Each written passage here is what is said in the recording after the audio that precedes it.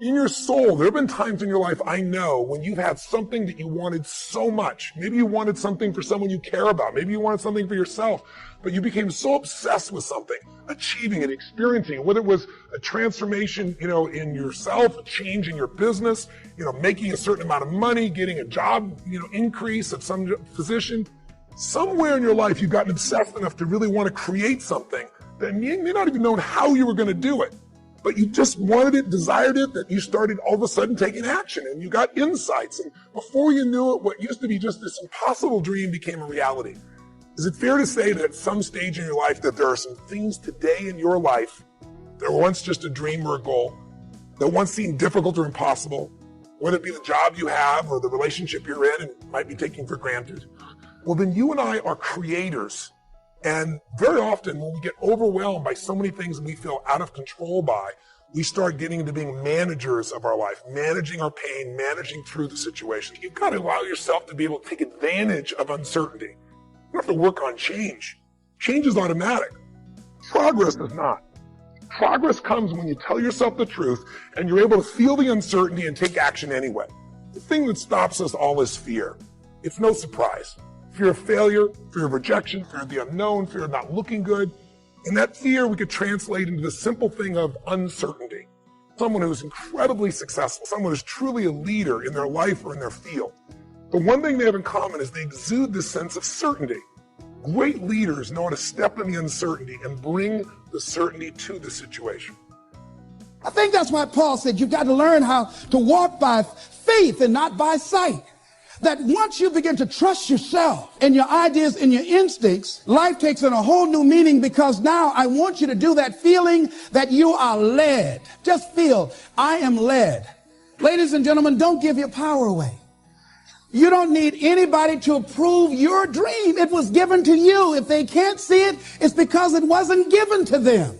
It was given to you. Hold it, nourish it, cultivate it, work on it. It's yours. It's your baby. Work on it until it comes into fruition. I gave away my power and I said, I'm not going to do that no more. No limit people are human beings who take what they are and accept it, and don't tell themselves that somehow they're deficient because of anything about themselves. This is a very crucial concept for me and for virtually all of us. It's this idea of taking your life in your own hands and being the kind of person that you choose to be, and understanding that everything that comes your way is an opportunity, is a blessing. And it wasn't until I learned how to celebrate virtually everything that came my way that I was able to transcend it. Everything else that you have on our planet, that we have on our planet, comes about as a result of thinking. Thought makes it so. All right? Everything that you see that wasn't given to us was created by man as a result of the way that we think, So what gets inside of us as a cell comes about as a result of the way that we choose to think in our lives. Very important principle to understand, because once you get a hold of thinking, and that it creates everything that you have in your life, you can change and make it as absolutely perfect as you want it to be, because thought makes it so.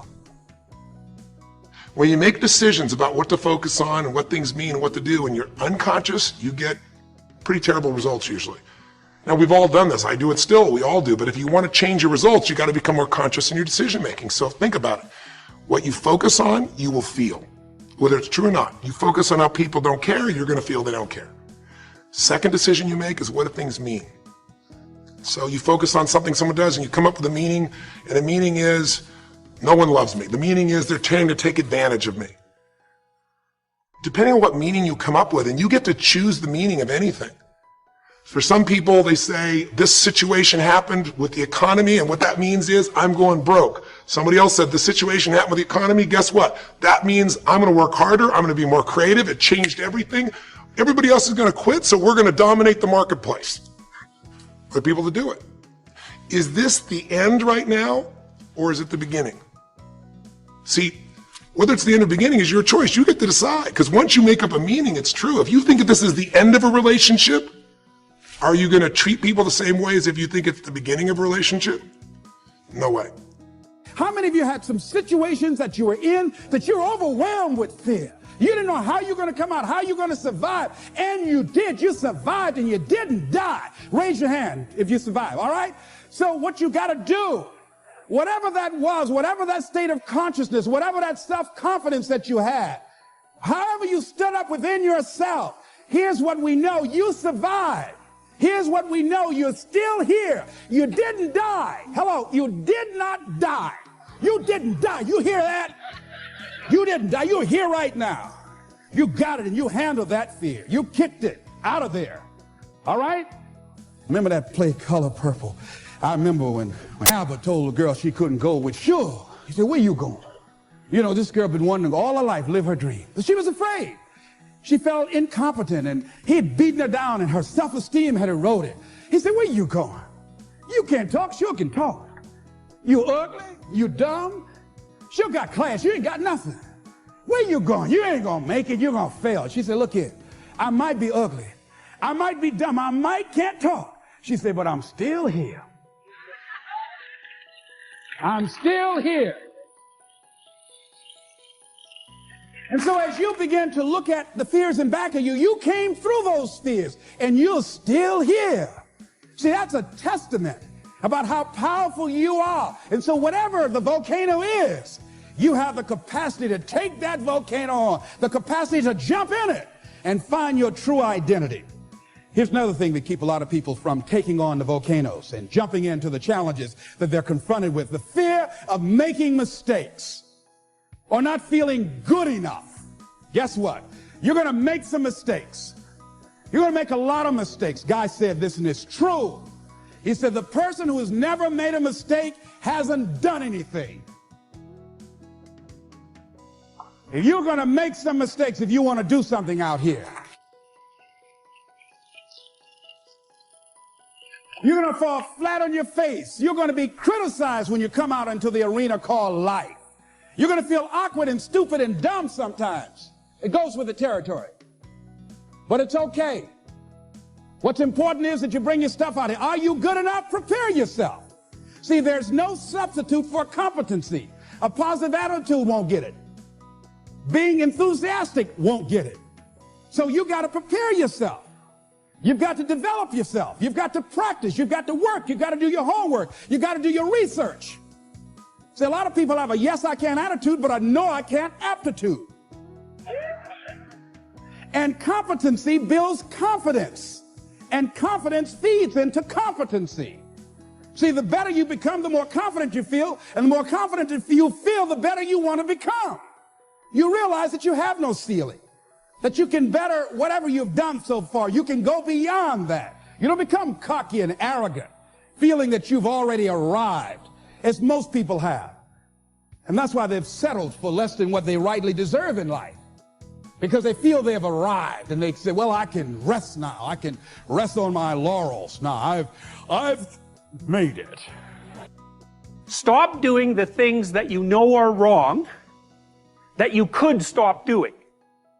Right? So it's a fairly limited attempt. First of all, we're not going to say that you know what the good is or what the truth is in any ultimate sense. But we will presume that there are things that you're doing that for one reason or another you know are not in your best interests. There's something about them that you just know you should stop. They're kind of self-evident to you.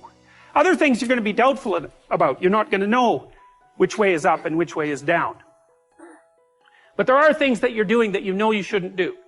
Now, some of those you won't stop doing for whatever reason. You don't have the discipline, or maybe there's a secondary payoff, or you don't believe it's necessary, or it's too much of a sacrifice, or you're angry or resentful or afraid. Who knows? So forget about those for now. But there's another subset that you could stop doing. It might be a little thing. Well, that's fine. Stop doing it and see what happens. And what'll happen is your vision will clear a little bit. And then something else will pop up in your field of apprehension that you will also know you should stop doing, and that you could stop doing, because you've strengthened yourself a bit by stopping doing the particular stupid thing that you were doing before. That just puts you together a little bit more. And you could do that repeatedly for an indefinite period of time. And you know, that doesn't necessarily mean that you're going to ever be able to formulate a clear and final picture of what constitutes the truth and the good. But it does mean that you'll be able to continually move away from what's untruth and what's bad. And, you know, that's not a bad start. In order to achieve your dreams and be the person you want to be, you'll have to start paying attention to your actions. Ask yourself, is what I'm doing going to lead me to where I want to be in life? If you find yourself constantly bored, daydreaming about the future or past, or counting down the minutes until the day ends, it is probably because you feel disconnected from what you're doing. Cherish your time. Try to spend your free time doing things that you enjoy doing, rather than wasting time. For example, rather than spending your weekends watching television, spend them partaking in your hobbies or spending time with loved ones and new friends. Measure your productivity by engagement, not achievement. Not everything you do has to be productive in the conventional sense, but activities should be engaging and enjoyable. Keep in mind that it is perfectly fine to spend some time doing nothing and just being lazy each day. This can actually help with your imagination and self-awareness. Strive for a balance between doing things you want to do and allowing yourself to just be.